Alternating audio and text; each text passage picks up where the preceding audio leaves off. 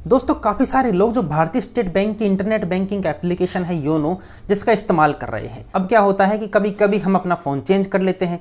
अब जब phone change कर लेते हैं तो नए फ़ोन से लॉगिन करना चाहते हैं। अब लॉगिन तो तब करेंगे जब हमें आईडी पासवर्ड का पता होगा, और ऐसी परिस्थिति में काफ़ी सारे लोगों को आईडी पासवर्ड पता नहीं होते और वो लॉगिन नहीं कर पाते, तो उन्हें काफ़ी दिक्कत का सामना करना पड़ता है। तो मैं आपको step by step complete process बताऊंगा कि आप किस तरीके से अपना आईडी और पासवर्ड खुद से घर बैठे हुए रीसेट कर सकते हैं। और अब तो योनो में सिम बाइंडिंग का फीचर भी आ गया है, तो मैं आपको कंप्लीट प्रोसेस बताने वाला हूं। ये वीडियो आप लास्ट तक देखना। अगर चैनल को सब्सक्राइब नहीं किया है तो सब्सक्राइब कर लो और वीडियो को लाइक करो। चलो वीडियो शुरू करते हैं। दोस्तों योनो में सिम बाइंडिंग का एक नया फीचर है। सिम बाइंडिंग का मतलब ये होता है कि मान लीजिए आपने बैंक में कोई नंबर रजिस्टर करवा रखा है और उस नंबर की सिम आपके फ़ोन में नहीं है, तो जब आप योनो चलाना चाहेंगे तो योनो आपके फ़ोन में नहीं चलेगा। कहने का मतलब ये है कि जिस नंबर को आपने बैंक में रजिस्टर किया हुआ है अपने अकाउंट के साथ, वही मोबाइल नंबर की सिम आपके फ़ोन में होनी चाहिए। बैंक ने सिक्योरिटी के पर्पज से ऐसा किया हुआ है।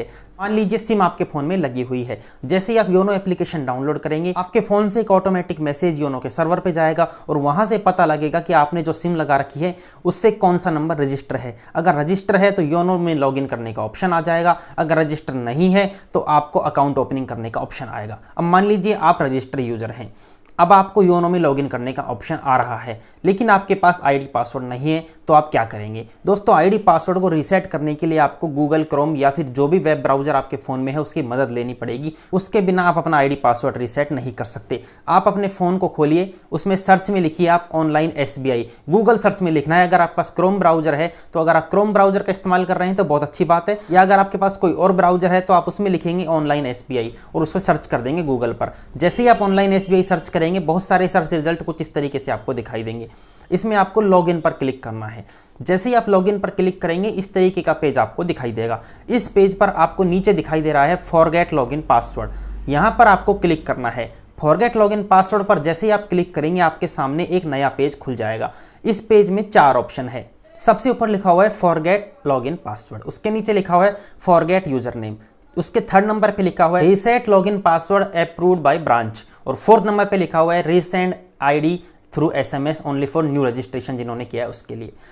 अब मान लीजिए आपको अपना यूजर नेम भी ध्यान नहीं है। अब यूजर नेम वापस पाने के लिए आप फॉरगेट यूजर नेम पर क्लिक करेंगे। जैसे ही आप फॉरगेट यूजर नेम पर क्लिक करेंगे कुछ इस तरीके की विंडो आपको दिखाई देगी। यहाँ पर सबसे ऊपर लिखा हुआ है CIF नंबर। CIF नंबर आपके पासबुक का जो फ्रंट पेज होता है जहाँ पर आपकी इन्फॉर्मेशन होती है, अकाउंट नंबर होता है, उसी के नीचे CIF नंबर होता है। CIF नंबर होता है कस्टमर इन्फॉर्मेशन फाइल।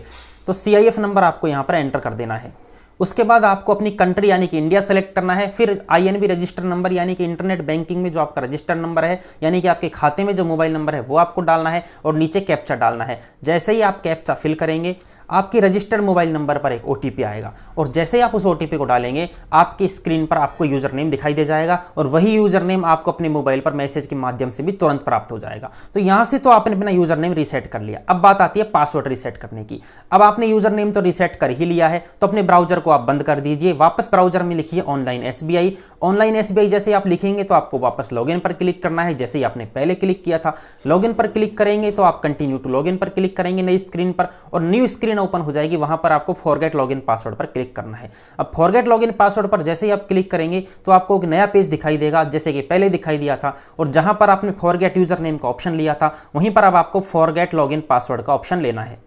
जैसे ही आप फॉरगेट लॉगिन पासवर्ड के ऑप्शन पर क्लिक करके सबमिट करेंगे सबसे ऊपर आपको यूजर नेम का ऑप्शन दिखाई देगा। क्योंकि यूजर नेम आपने अपने मोबाइल पर प्राप्त कर ही लिया है तो आप उस यूजर नेम को यहां पर डाल देंगे। ध्यान रखिएगा यूजर नेम केस सेंसिटिव होता है, यानी कि छोटे अक्षर और बड़े अक्षर जिस तरीके के हों उसी तरीके के डालना है। छोटे अक्षर हैं तो छोटे अक्षर डालने हैं और बड़े हैं तो बड़े डालने हैं। उसके बाद अकाउंट नंबर का ऑप्शन है, यहां पर आपको अपने अकाउंट नंबर डाल देने हैं। उसके बाद आपको कंट्री डाल देना है इंडिया, फिर नीचे मोबाइल नंबर डालना है, और उसके बाद डेट ऑफ बर्थ डालनी है, और उसके बाद कैप्चा डालना है। जैसे इन सब चीज़ों को आप सही से फिल करेंगे तो आप सबमिट बटन पर क्लिक करने के बाद आपके पास OTP आ जाएगा। कई बार क्या होता है हम सबमिट बटन पर क्लिक करते हैं तो वही पेज वापस खुल जाता है, और पेज के सबसे ऊपर देखेंगे तो लाल लाल अक्षरों में जो गलती आपने की है वो दिखाई देगी। या तो आपका मोबाइल नंबर जो आप डाल रहे हैं वो बैंक में रजिस्टर नहीं है, या आप जो डेट ऑफ बर्थ एंटर कर रहे हैं वो बैंक खाते में अलग है और यहाँ पर आप अलग डाल रहे हैं, तो उस केस में ऊपर लाल अक्षरों में आपको चेतावनी दिखाई देगी और लिखा हुआ दिखाई देगा कि क्या चीज़ आपने गलत डाली है। मान लीजिए आपने सब चीज़ सही डाल दी। जैसे ही आप सब चीज़ फिल कर देंगे, सब चीज़ फिल करने के बाद आपके सामने 3 तरीके के ऑप्शन दिखाई देंगे।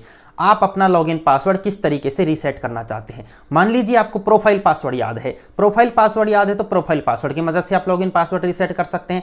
मान लीजिए आपके पास एटीएम कार्ड है तो एटीएम कार्ड की मदद से रीसेट कर सकते हैं। और मान लीजिए आपके पास दोनों ही नहीं है तो तीसरा ऑप्शन दिखाई दे रहा है आपको ब्रांच का, तो आपको ब्रांच का ऑप्शन लेना है। अब मान लीजिए आपके पास एटीएम कार्ड है तो आपको दूसरा ऑप्शन जो एटीएम कार्ड का है वो सेलेक्ट कर लेना है। जैसे ही आपने एटीएम कार्ड का ऑप्शन सेलेक्ट किया है तो आपके सामने एक नई विंडो खुल जाएगी, उसमें आपको अपना एटीएम कार्ड नंबर दिखाई देगा और वहां पर नीचे आपको अपने एटीएम कार्ड की एक्सपायरी डेट, जो एटीएम कार्ड पे आगे 16 अंक होते हैं उसी के नीचे एक्सपायरी डेट लिखी होती है, तो आप उस एक्सपायरी डेट में मंथ और ईयर आपको डाल देना है। नीचे आपको अपना एटीएम का पिन डालकर सबमिट करना है। अगर आपने वो इंफॉर्मेशन सही भरी है तो आपके पास नया पेज खुल जाएगा जिसमें कि आपके पास ओटीपी आएगा। जैसे ही आप वो ओटीपी एंटर करेंगे तो आपके पास नया पासवर्ड बनाने का पेज खुल जाएगा।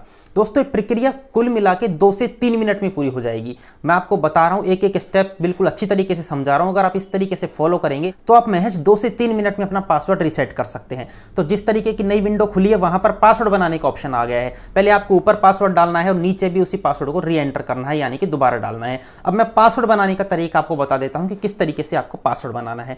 दोस्तों, पासवर्ड हमेशा आपको यहां पर बनाना है वो छोटे अक्षर, बड़े अक्षर, स्पेशल कैरेक्टर और नंबर, यानी कि upper case letter, lower case letter, @ जो भी स्पेशल कैरेक्टर आप यूज करना चाहें और नंबर के कॉम्बिनेशन से ही पासवर्ड बनाना है।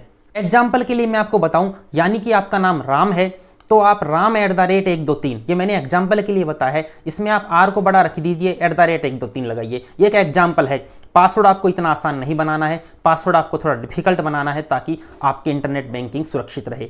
जैसे ही आप सबमिट करेंगे इस तरीके के पासवर्ड को डालकर तो आपकी इंटरनेट बैंकिंग का आईडी और पासवर्ड दोनों आप रीसेट कर चुके हैं। अब आप योनो में जाइए, जहां पर आईडी पासवर्ड डालने का ऑप्शन आ रहा है वहां पर आप इसे डाल दीजिए। जैसे आप इसे डालेंगे, सबमिट करेंगे तो आपके पास ओटीपी आएगा और ओटीपी डालते ही आपकी इंटरनेट बैंकिंग लॉगिन हो जाएगी। हालांकि उससे पहले एम पिन बनाने का भी ऑप्शन आएगा। एम पिन इसलिए बनाया जाता है ताकि आपको बार बार इंटरनेट बैंकिंग में लॉगिन करने के लिए आईडी पासवर्ड नहीं डालना पड़े, तो आप एम पिन से ही लॉगिन कर सकते हैं। ये तो बात हुई एटीएम कार्ड की मदद से। मान लीजिए आपके पास एटीएम कार्ड नहीं है, आपको प्रोफाइल पासवर्ड याद है, तो प्रोफाइल पासवर्ड की मदद से आप प्रोफाइल पासवर्ड डालकर और ओटीपी डालकर अपना पासवर्ड रीसेट कर सकते हैं। मान लीजिए आपके पास दोनों ही चीज नहीं है तो आपको तीसरे ऑप्शन का चुनाव करना पड़ेगा, जहां पर आपको ब्रांच सेलेक्ट करनी पड़ेगी और आप जैसे ही ब्रांच सेलेक्ट करेंगे आपके पास रेफरेंस नंबर जनरेट हो जाएगा। उस रेफरेंस नंबर को आप डाउनलोड कर लीजिए, पीडीएफ में आता है वो, और उसको डाउनलोड करने के बाद आप अपनी ब्रांच में संपर्क कर सकते हैं, उस फॉर्म को देंगे, ब्रांच से आपका पासवर्ड रीसेट हो जाएगा। ब्रांच से जैसे ही पासवर्ड रीसेट होगा आपके फोन पर एक एसएमएस आएगा